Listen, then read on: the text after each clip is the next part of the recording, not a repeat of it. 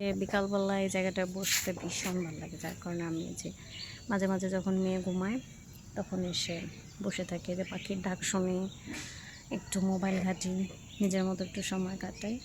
তো এটাই, গাছে নতুন পাতা গজাইছে, পাতাগুলো দেখতে আমার ভালো লাগে, ভীষণ সবুজ, কত সুন্দর না।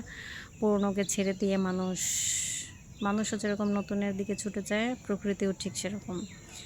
এই যে পুরনো পাতাটা ঝরে গিয়ে এখন আবার নতুন পাতা গজাইছে, কত সুন্দর লাগে, তাই না? আমরাও ঠিক পুরনো কষ্টগুলো সব কিছু ভুলে গিয়ে নতুন করে যদি শুরু করতে পারি, তাহলে আমাদের জীবনটাও সুন্দর হয়। মানুষের জীবনে কষ্ট থাকে, দুঃখ থাকে, অনেক কিছু থাকে, অনেক কিছু নিয়ে মানুষের জীবন। কিন্তু আমরা যদি কষ্টগুলোকে ভুলে যাই, যদিও আমার একটু প্রবলেম আছে, আমি বলতে পারি না, তো যাই হোক, আমি চেষ্টা করি সবসময় ভুলে থাকার, ভুলে যাওয়ার। আমার ইদানিংকালে মনে হয় কেন জানি আমি ডিপ্রেশনে আছি, কারণ ইদানিংকালে আমার পুরনো কষ্টগুলো বেশি মনে পড়ে আর খুব একা লাগে, কথা বলতে ইচ্ছা করে না। তো যাই হোক, সেজন্য আমি চেষ্টা করি ডেইলি একটা ব্লগ শ্যুট করার, যাতে আমার যেসব কথাগুলো আছে সেগুলো আমি এখানে ক্যামেরার সামনে বলতে পারি। তাহলে অন্তত পক্ষে কী হয়, মনটা একটু হালকা হয়।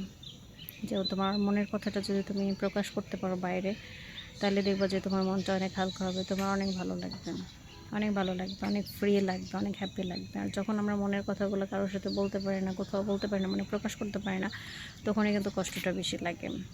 সো এর কারণে উচিত যে নিজের মনের ভিতরে যা কিছু আছে সব কিছু বলে ফেলা উচিত, তাহলে না আর ওরকম কষ্ট থাকে না, একটু নিজেকে সুখী সুখী লাগে। যদিও এখনকার মানুষ হচ্ছে সবাই বিজি, কার সাথে কথা বলবো সবাই ব্যস্ত। আর কিছু কিছু কথা থাকে খুবই পার্সোনাল, যেগুলো আসলে কাউকে বলা যায় না, এই পৃথিবীর কাউকে আসলে বলা যায় না। বললে মনে হয় যে হয়তো কারো কাছে বলে দেবে, অথবা আমার দুর্বলতা সবাই জেনে যাবে, অথবা আমাকে দেখা গেলো একটা সময় ঝগড়া হলো, বিবাদ হলো, তখন সেই কথাগুলো নিয়ে আবার একটা সিন ক্রিয়েট হলো, বা মনের ভিতরে একটা খচখচ হয়ে গেলো, রে ওর কাছে তো একটা মনের কথা বলছিলাম, ওকে অন্য কারোর কাছে বলে দেয়, এরকম ঝগড়া বিবাদ হলে এরকম মনে হয় আমাদের।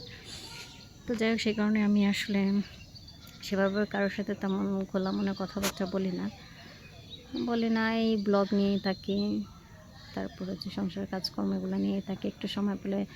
তো ইদানিংকালে ওর বাবা একটু বাসায় আসছে, ও ঘুমাইল, ওর পাশে একটু থাকতে পারে, যার কারণে আমি এদিকে একটু সময় কাটাই আসি, এই আর কি।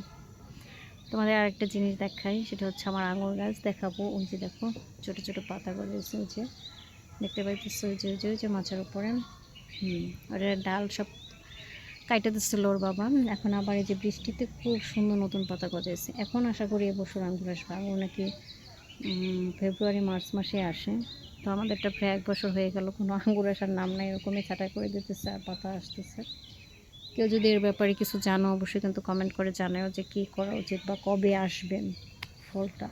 আমার গাছ প্রায় 1 বছর হয়ে গেছে, আঙুর গাছ লাগাইছে, 2টা লাগাইছিলো, একটা আর কি বাঁচে না, ওটা আর কি মারা গেছে। ওই দিক দিয়ে মাথাটা ভরে গেছিলো, একদম ভরে গেছিলো। তো যাই হোক, তোমরা খুব সুন্দরভাবে কাটায়ও, ভালো থাকো। আর কেউ কিন্তু ডিপ্রেশনে চলে যেও না, ডিপ্রেশনে গেলেও কিন্তু মানুষের সাথে কথা বলার চেষ্টা করে। যদি এখন তো কাউকে না পাও কথা বলার জন্য, তাহলে আমার মতো এরকম ক্যামেরাটা অন করে তোমার মনের কথাগুলো বলে রেকর্ড করে হয়তো রাইখা দিও, অথবা কিছুক্ষণ পরে ডিলিট করে দিও, কিন্তু তাও নিজের মনটা হালকা লাগবে। ওকে, টাটা, আজকে ভিডিওটা পর্যন্ত। Tata, bye bye, good night.